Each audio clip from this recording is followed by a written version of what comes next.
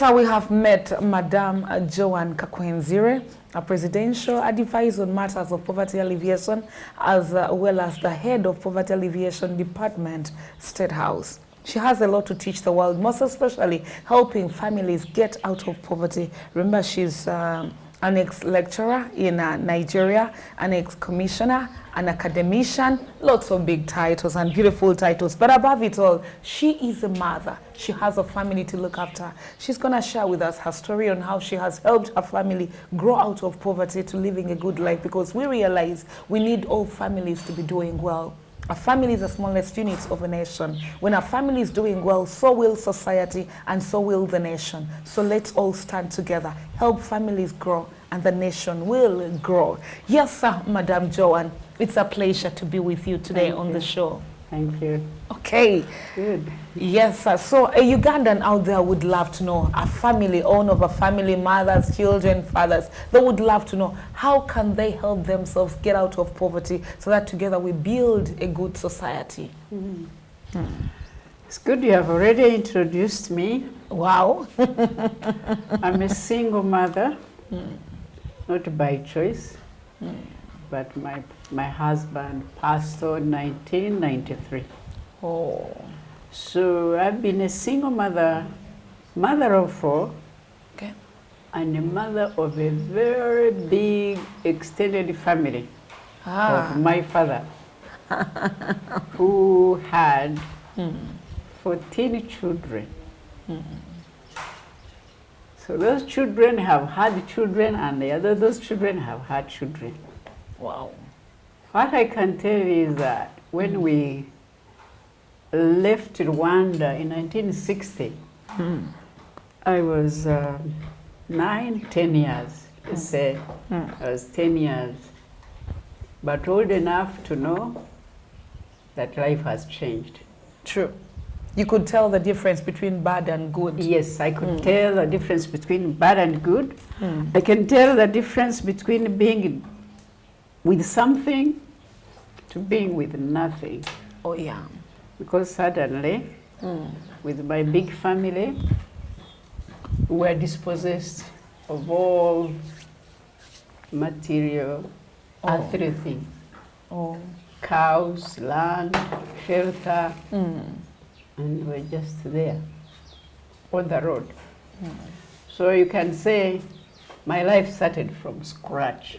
So when we talk about the issue of poverty or the concept of poverty, you perfectly understand, I understand it. Because you know what Totally. it means to live without shelter, to struggle for food, to struggle for education. Name it.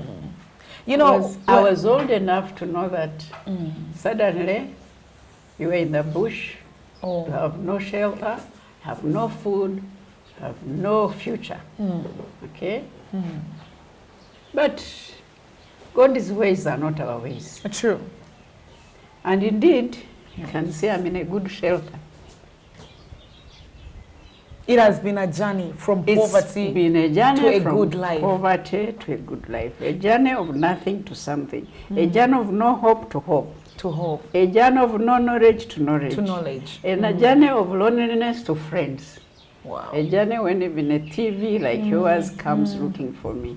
So it's been a fulfilling journey. In church, we usually say from grass to grace. Thank you. That's it. So, with my family, I was lucky enough to be 10, to study under a tree, to run naked. Oh, without clothing. Without bothering, because I was young. But those who were older than me, they couldn't adjust to that change. So they married young, they started children, a very hopeless environment of nothing. Oh. But for me, I was like the chosen. I was number 7. In the family. In the family, I was young, I was intelligent, I was curious, so studying became very easy. Even in the bush. Ah. Oh yes. In the bush, how Even could you? when I see people fussing about classrooms, I just say, what are they fussing about?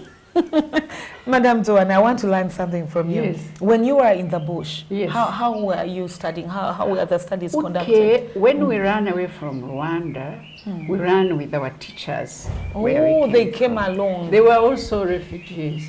So they gathered Refugees us. here in Uganda? Yes. Okay. So they gathered us and said, come on, come we teach you. Shouldn't go to West.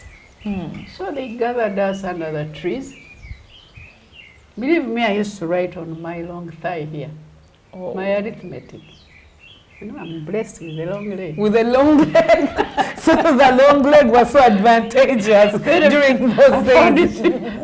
You wrote all the notes Very there. handy, eh? You know, 1 + 1 is equal to 2. And my teacher would come And mark. mark. Oh, that's very interesting. Make sure I don't use Vaseline on your leg. That's what Nigerians say. You leave it dry. Then you pick a twig from a tree and you do your arithmetic. But if you have used Vaseline and you can't write on the leg, we went to write in the dust. And the teacher marks you in the dust. And indeed you're learning something. Hey, it was faster learning than actually. Than the classrooms of When today I see and the people blackboards. cramming children 50, 60 in a classroom hot, I say, why are they torturing them? The other day I was near Juman, I got kids, I said, get out of that classroom. You're suffering. Me, I studied under. And a tree. And things enter, the birds are singing, the teacher is jumping around. So the teacher would mark us in the dust. You do your maps, you do this. But it didn't last. Missionaries came in. They came and put us shade for schools, brought blackboards, brought exercise books. We stopped writing here. On the thighs. Yeah, missionaries. Coming from Barara. And of course the missionaries also came with looking for bright kids to pay school fees for. So I was among the people who won the scholarship. That's great. But not to waste time. Schooling was easy for me. Things came naturally. Maths came naturally. I loved history. And the only book I had all that time was the Bible. I'm not very fanatic, saved, but I always tell everybody that whatever I know, whatever made an impression in me, whatever tricked my brain to think came from the Bible. That's beautiful. As a child, if you read the Bible, and it was the only book we had, mind you, those days, and you read the stories of Noah, the ark, how he got like our ark, how he got all those people inside and kept them, and you just get curious. But how did he do it? Then you read about Esther as a blessing to his family. Read about Queen Sheba, married, Solomon. All those stories, I read them as a child. And people in the camp used to come and tell us those stories from the Bible. I would tell them. Wow. I crammed Psalms. My favorite up to date is Psalm 23. So the Bible inspired me. Amen. Seriously. And it was not by accident that I was picked by missionaries and I got paid. My fees have been paid up to master's level. Today I even forgot who paid my fees. It was the hand of God. I never sat down to apply. People looked for me. Really, it is the hand of the Lord. It is right from the bush to London. To London. Wow. That's a story for masters. For masters. Yeah. That is a story for the world to hear. From a child who used to write on her thighs. Yes.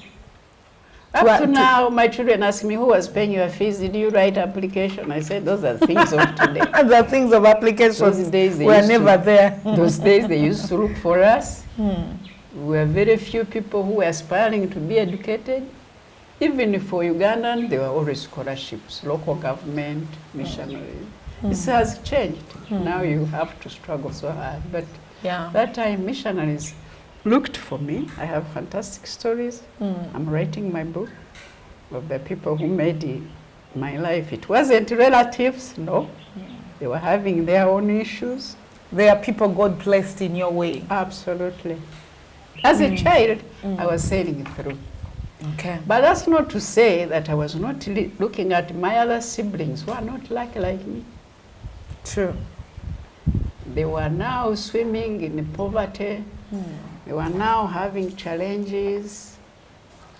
And there I was riding on some wings I don't know. So when I came back from, after finishing my master's, to cut the story short, In London. in London, I got, there was war here, there was Idi Amin, it was not safe. So my husband and I, we got married in London. Okay. So we went to look for jobs in Nigeria, and we both got expatriate jobs in Nigeria. And we taught in Nigeria for 4 years, earning some naira, driving cars from the dollar, petrodollar. I remember I got a car, he got a car, and we had nowhere to go. At least me, I didn't know where to go. You know, Much as the car was there. the car was there, and I didn't know where to go. In Nigeria, where do I go? Anyway, but that was Nigeria of the 70s. Okay. It was too much money. So it was, and then as soon as the war, as soon as Idi Amin was overthrown, we returned. Okay. Because Nigeria... You came back here to Nigeria Uganda. was not my cup of tea. It was too rough for me. I think as in the 7th child, I was a little bit spoiled. When you have had this life like that. So Nigeria was rough. I said, we go back. And we came back. But again, President Museveni went to the bush. So we were just there abandoned. The person who had become a Minister of Defense, the government, we thought in 1980 that we were going to stabilize. Things fell apart. My husband went back to Nigeria. I didn't want to go back to Nigeria. I stayed in Makerere and assisted the Bush War, 1980, from behind Makerere, where I was teaching. So come to helping families. The first people I helped is my big family. Okay. I said, how can I have a master's degree and my sisters missed the opportunity to have education? My brothers missed education because of the war. I will educate their children. That's beautiful. That's a golden heart. I didn't have money. You know, 1980, money was not there. But what she needed was that will, that will to help a family get out of ignorance. Me, I feared ignorance more than poverty.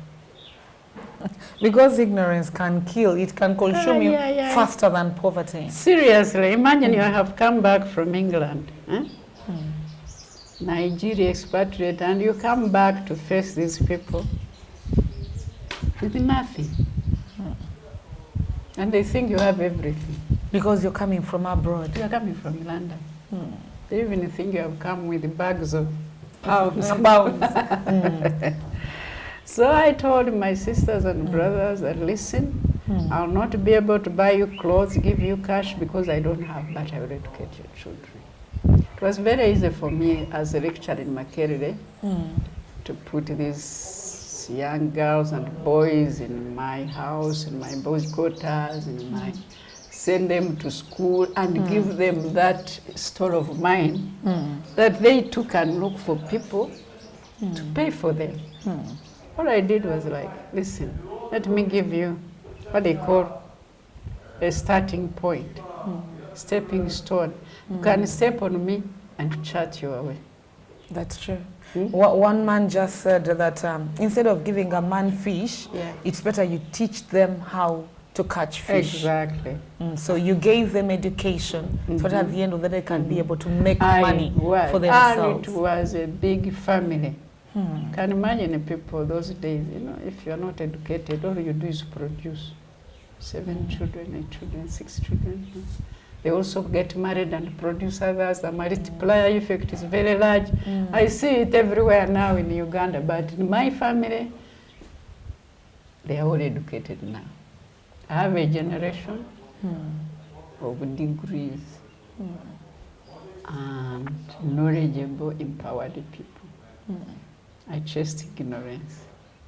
Then after chasing ignorance, you start on a chapter of wealth creation. Wealth creation. For the family. Because education alone doesn't remain in the head and in the books alone.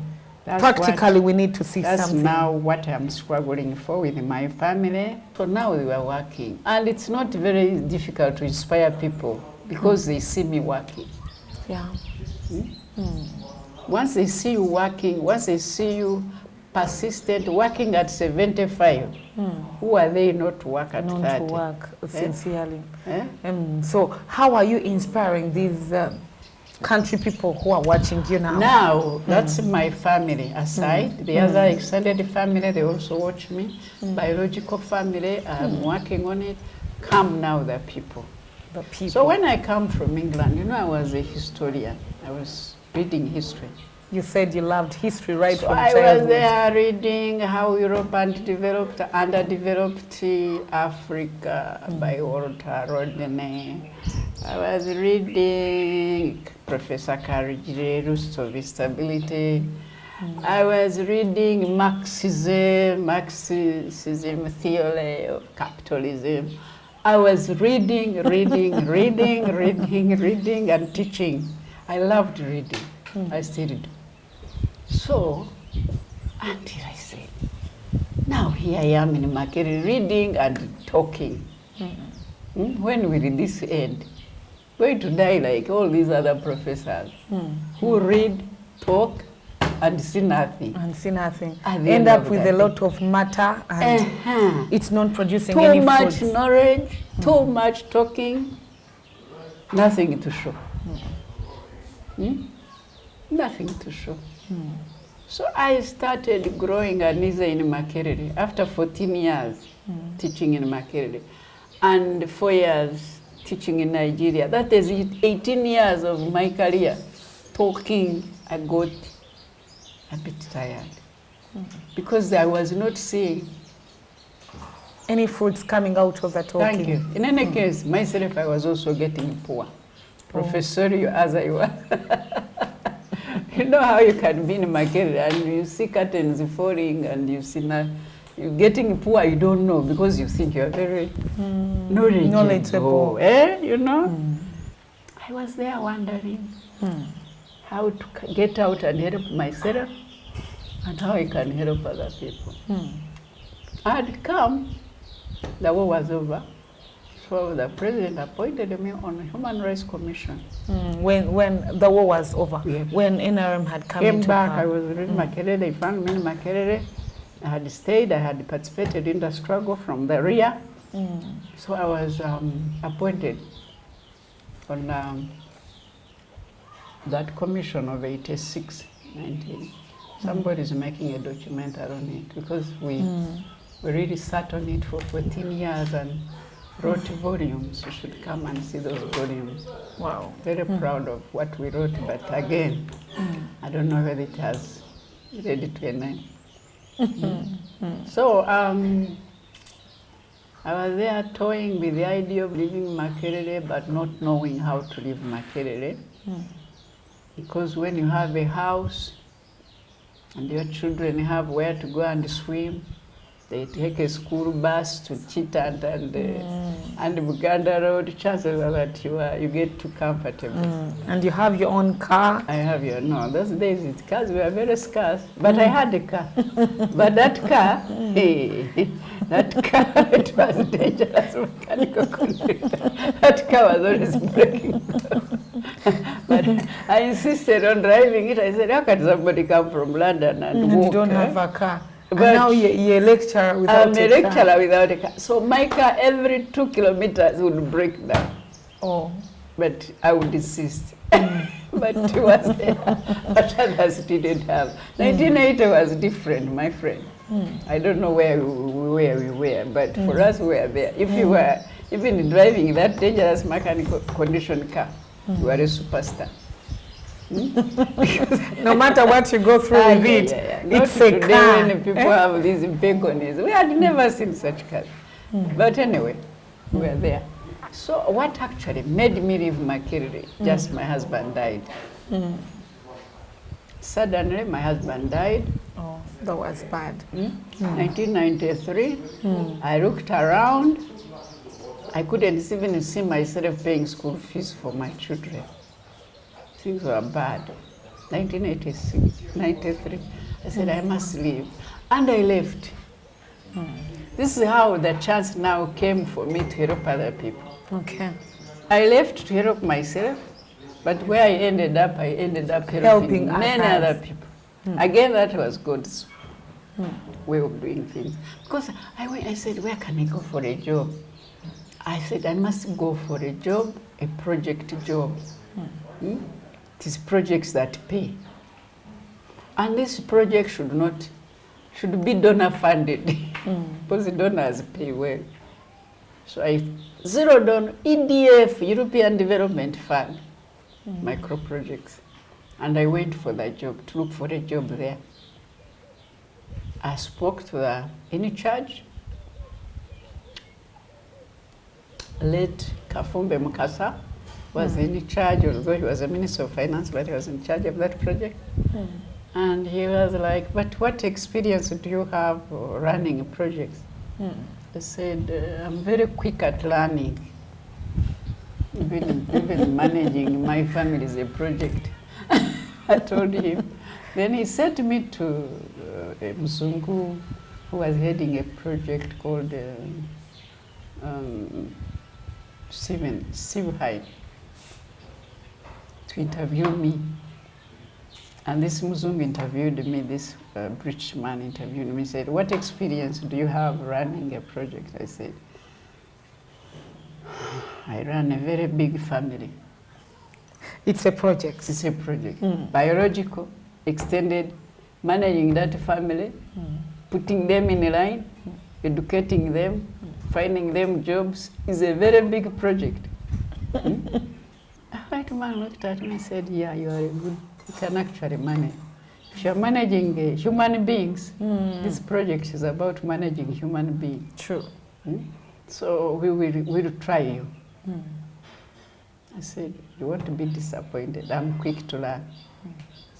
And true to what I told him, I started as administrator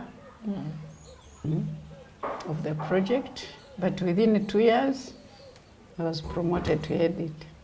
So in that project of EDF, I found that we have a budget of $5 million. And I had technical advisors, drew plans, we built so many classrooms here, built so many bridges, we built so many schools.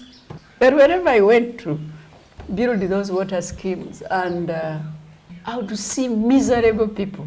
Oh, yeah. We are handing over a school to a community, the children are barefooted. The teachers are in half-tone shirts. The classroom has cost millions. Today they cost billions, but that time we used to do it cheaply.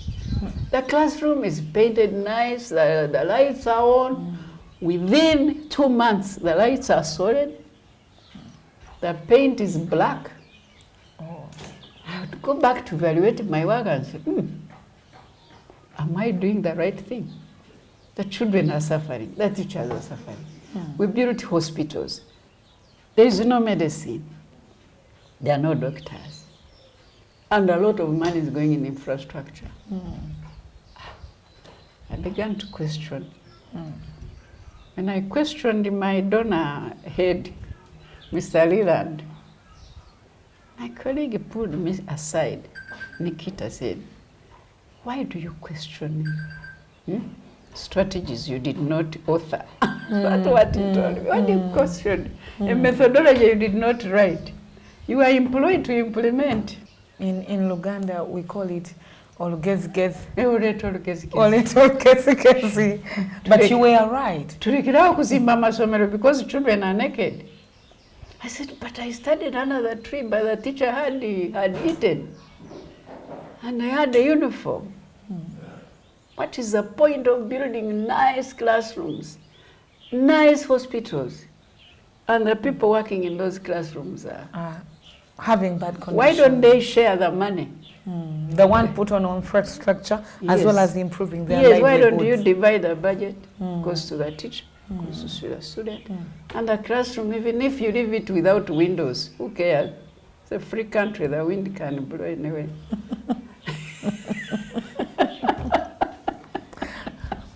Why don't people get empowered economically? Pay taxes, and the taxes do the infrastructure. Why do we borrow to do infrastructure? And hand over to people whose lives are not doing who have been rendered useless. If you are not paying tax, what incentive to work? You are not paying tax, you are not paying school fees, you are even having free medical. So why labor? Why labor? We are going to first. Thank you. Pause so my contract was not renewed, and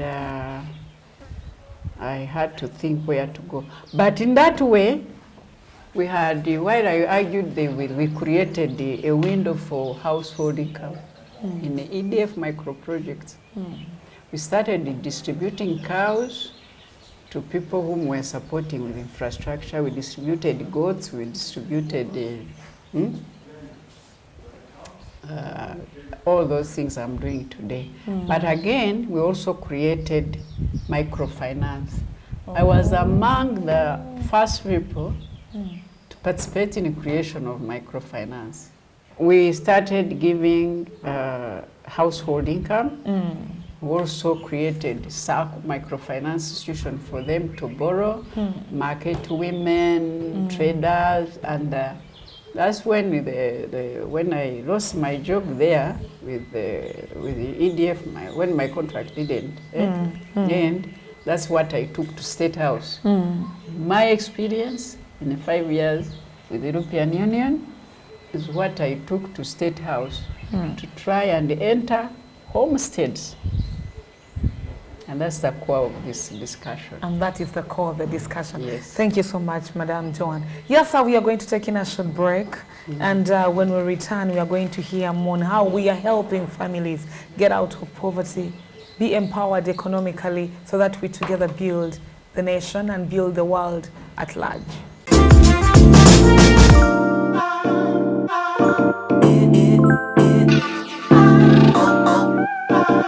My name is Bipin Sethi.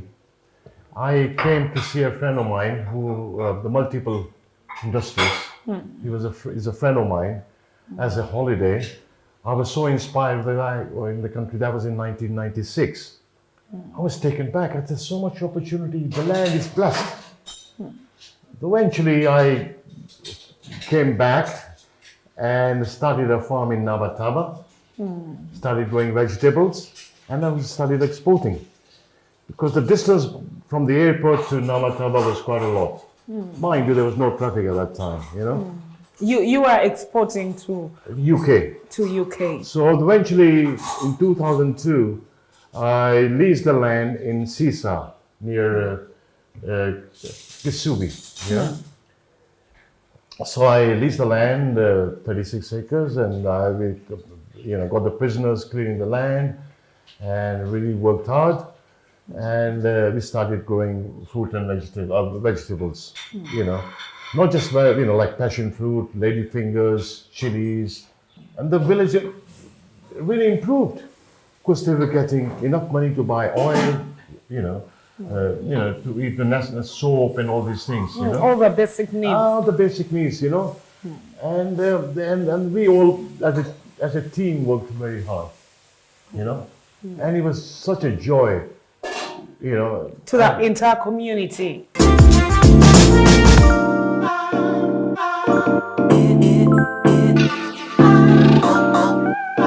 Dear partner of our television, thank you so much for the good work you're doing. That is why today families are learning. Well, we are still with Madam Joan Kakwenzire, the Senior Presidential Advisor on Matters of Poverty Alleviation as well as the Poverty Alleviation head of department, State House, and she's teaching households how to get out of poverty so that we all together develop ourselves. Yes, sir, Madam Joan, you are still teaching us. Let's continue. As I told you, my life has been a flow of learning. The families that don't produce enough food will never have peace. Yeah. The mother will be there fidgeting, dividing. The children are watching her. It's not good. That's why my table must always be overflowing. That's why I said living on the farm is the best, because food is in every corner. You have seen. So now, how does my opportunity to give back come? In EDF, I had got money to get money, little, put it in income, but also put it in credit. Credit, when you give credit to a very needy person again, I always say these poor people need a drip. Before you introduce credit, first give them A drip to treat. a drip to wait there. Take away the fast. To make them come live, because if a person is starving and you give him a loan, the chances are that he'll first buy the food, Yeah. first pay the medicine. So what the president has done is like budget, take away money, put it direct to the parish. You know, when it passes through the district, some percentages goes reducing. Even people who implement want to be facilitated, fuel and per diem. But this time, straight To the grassroots. if you want it, follow it there. And indeed, some people are following it. They are. They're following it there. Because I was looking for another job in the government, and when they took him my credentials to say she wants this job, he was the one to sanction the job. He says, no. This one should come and work for me in poverty alleviation, because I've seen her working for Europeans. So he said, let her come and work for me. That was 2000, and he invited me. And it is the best thing that happened in my, one of the good things that happened, because it has given me a chance to serve the poor, to give back, to execute my social responsibility. Because most people there want to do it, to give back, but they have no means. Even I had no means to travel where I have traveled. Really? To touch lives without that job. He gave me a parish in Bushenyi. He says, I want you to give me the poorest village in Bushenyi, in this place. You asked for the No, poorest? no, the president. Oh, the president himself. Asked the people of Bushenyi to give him the poorest Village. village in Bushenyi, so that he can do his experiment there. And they gave him a village called Ruharo. They transform it from poverty to prosperity. The mission was clear. So we visited all the households, took what we call the household characteristics. How is this home? Some homes didn't even have utensils to eat on. Oh. Others were in such slippery slopes that we are not accessible. Before you go, people rush to ask you for money without knowing how you are going to use it. To use the money. You shouldn't start with a resource envelope. Start with a methodology. That's true. If you start with a methodology, money will come. And you won't waste it. You will know how to use it. So we said, now, how are we going to approach? We are going to deal with hygiene. Actually, I call it self-hate. Because when you are dirty, you hate yourself, really. True. We're going to deal with the hygiene. Number two, we are going to deal with food security. There's no way an African, a Ugandan can ask the government to feed you and bathe you. Food security. Number two, when they have passed these two, then we shall introduce income. only to those who have dealt with these two. Oh, yeah. Now the teacher in me comes in. You first pass P1, P2, then you Go to P3. If you don't pass P1 and 2, stay in your poverty. You have made a contract with it, you don't want to move. But if you finish, come for it, we shall come and assess, the cow will be there. If you can't manage it, you can manage goats, we shall give you. If you don't want animals because they are too, you need to work very hard, we shall give you banana suckers, shall give you coffee, according to your capacity.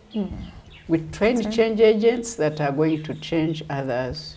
Who are the change agents? Active of the poor.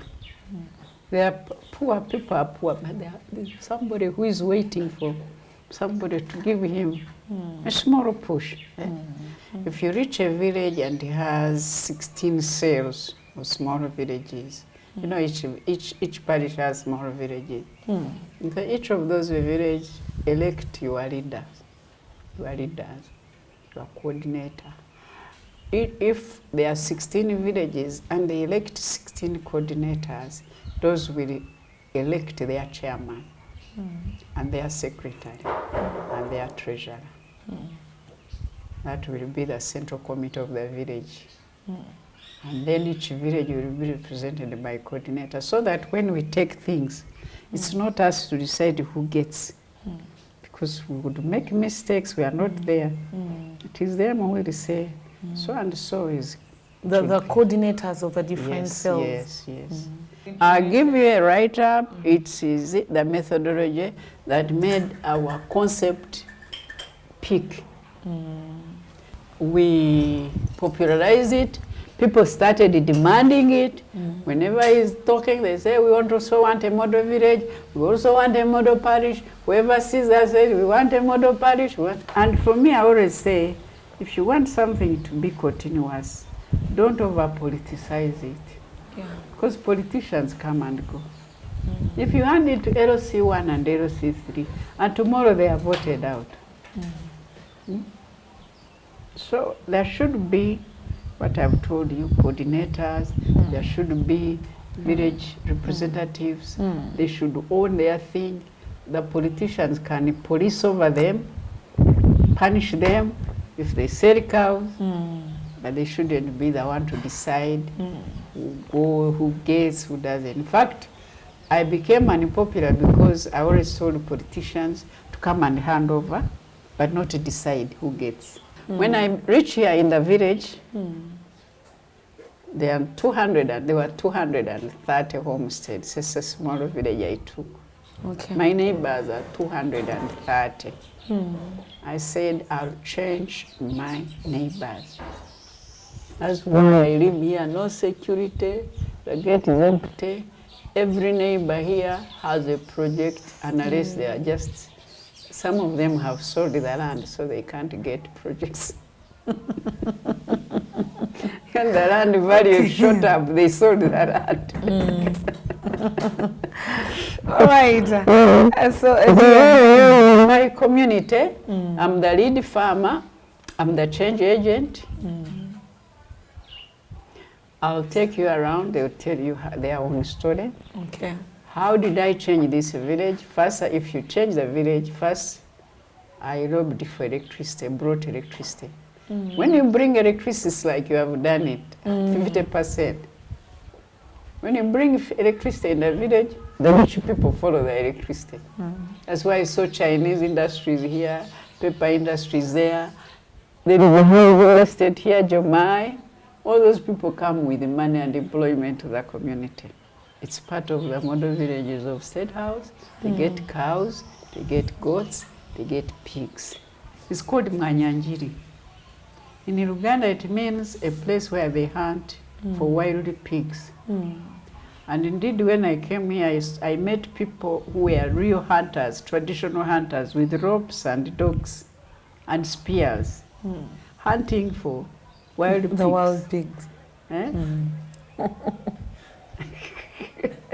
So I said, my community is a pre-colonial, pre-Stone Age community of hunting and gathering. because we have so much fene growing. And then once we have eaten our fene and have hunted our wild pigs, life was okay. But not the modern way. Yeah. Not everybody can hunt The wild pig. the wild pig. So that's how it was. How it changed is a process. It has changed within 15 years. And it has shown me that Uganda can actually become a first world in 10 years, if properly. Because what we needed was electricity, a road, sensitization, and household income. Four things. Eh? Now we have got household income. We've started on value addition here in my home. We are adding value to the fruits, to the bananas and the pineapples, making both juice and wine. If the cows we gave multiply, we shall also add value to the milk. To the milk. Dear viewer of our television, right now we are going to take a look at Madame Joan's farm and the different things she's been talking about. Yes. Just keep watching and enjoying. Let's learn how to help ourselves get out of poverty. There's what they call production. Okay.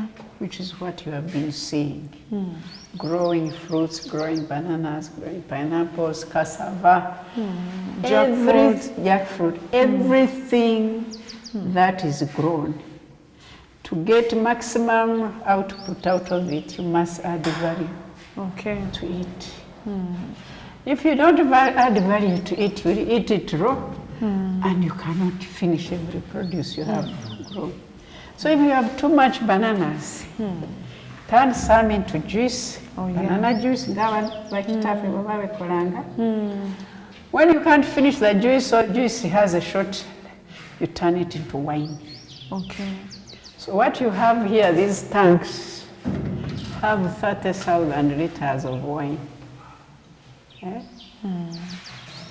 And it's because sometimes they give you little for banana. If you process banana and turn it to juice and then ferment it, you can even get 200,000 out of one banana. That's why they have their food in the supermarket and they can put any price they want. True. Because it has a longer shelf life. So this is what we are trying to do on farm. Process what we produce. So that's the biggest constraint right now is marketing, because you can't be a jack of all trade. But let me produce. I opted for wine because the longer it stays, the better. The better.